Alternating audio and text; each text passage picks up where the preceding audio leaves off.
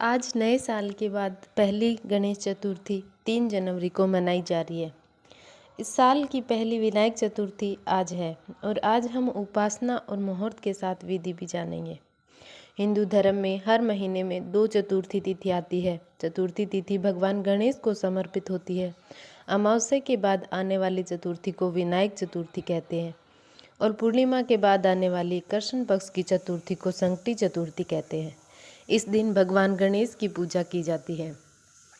पौष माह के शुक्ल पक्ष की चतुर्थी तिथि को विनायक चतुर्थी का त्यौहार मनाया जाता है।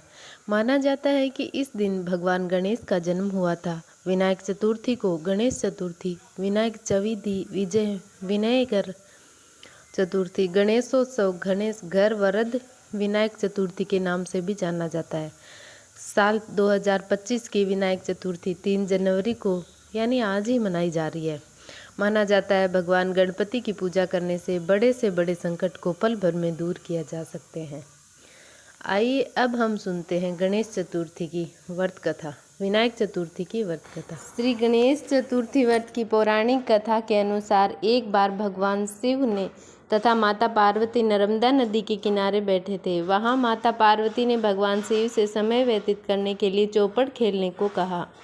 शिव चौपड़ खेलने के लिए तैयार हो गए, परंतु इस खेल में हार जीत का फैसला कौन करेगा, यह प्रश्न उनके समक्ष उठा तो भगवान शिव ने कुछ तिनके एकत्रित कर उसका एक पुतला बनाकर उसकी प्राण प्रतिष्ठा कर दी और पुतले से कहा, बेटा हम चौपड़ खेलना चाहते हैं, परंतु हमारी हार जीत का फैसला करने वाला कोई नहीं है, इसलिए तुम बताना कि हम दोनों में से कौन हारा और कौन जीता। उसके बाद भगवान शिव और माता पार्वती का चौपड़ खेल शुरू हो गया। यह खेल 3 बार खेला गया और संयोग से तीनों बार माता पार्वती ही जीत गई। खेल समाप्त होने के बाद बालक से हार जीत का फैसला करने के लिए कहा गया तो उस बालक ने महादेव को विजयी बताया। यह सुनकर माता पार्वती क्रोधित हो गई और क्रोध में उन्होंने बालक को लंगड़ा होने कीचड़ में पड़े रहने का श्राप दे दिया। बालक ने माता पार्वती से माफ़ी मांगी और कहा कि यह मुझसे अज्ञानतावश ऐसा हुआ है, मैंने किसी द्वेष भाव में ऐसा नहीं किया। बालक द्वारा क्षमा मांगने पर माता ने कहा, यहाँ गणेश पूजन के लिए नाग कन्याएं आएंगी, उनके कहे अनुसार तुम गणेश व्रत करो, ऐसा करने से तुम मुझे प्राप्त करोगे। यह कहकर माता पार्वती शिव के साथ कैलाश पर्वत पर चली गई। 1 वर्ष बाद उस स्थान पर नाग कन्याएं आई। तब नाग कन्याओं से श्री गणेश के व्रत की विधि मालूम करने पर उस बालक ने 21 दिन लगातार गणेश जी का व्रत किया। उसकी श्रद्धा से गणेश जी प्रसन्न हुए और उन्होंने बालक को मनवांछित फल मांगने के लिए बोला।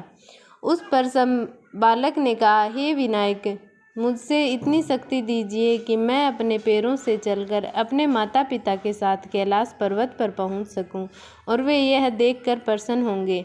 तब बालक को वरदान देकर श्री गणेश अंतर्ध्यान हो गए। इसके बाद वह बालक कैलाश पर्वत पर पहुंच गया और कैलाश पर्वत पर पहुंचने की अपनी कथा उसने भगवान शिव को सुनाई।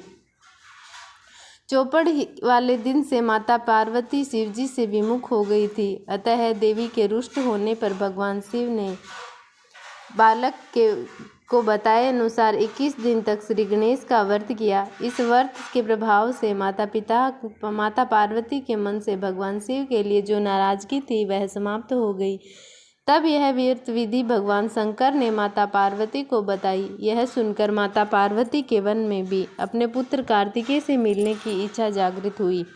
तब माता पार्वती ने भी 21 दिन तक श्री गणेश का व्रत किया तथा दुर्वा फूल और लड्डुओं से गणेश जी का पूजन अर्चन किया। व्रत के 21वें दिन कार्तिकेय स्वयं माता पार्वती जी से आ मिले। उस दिन से श्री गणेश चतुर्थी का यह व्रत समस्त मनोकामनाओं की पूर्ति करने वाला व्रत माना जाता है। इस व्रत को करने से मनुष्य के सारे कष्ट दूर होकर मनुष्य को समस्त सुख सुविधाएं प्राप्त होती है। जय श्री बाल गणेश जी महाराज।